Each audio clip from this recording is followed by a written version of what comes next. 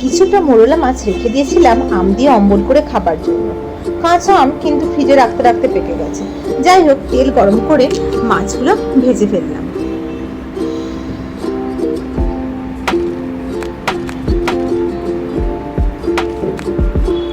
তারপর ওই তেলে দিলাম শুকনো লঙ্কা আর সর্ষে ফোড়ন।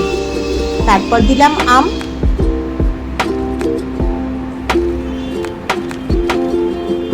আর নেড়ে ছেড়ে দিলাম হলুদ, যোগ করলাম জল, তারপর দিলাম চিনি আর স্বাদ মতো নুন। ফুটে উঠলে যোগ করলাম মাছ। ব্যাস, 5 মিনিট হতে দিলেই আম দিয়ে মোরলা মাছের টক মিষ্টি অম্বল তৈরি।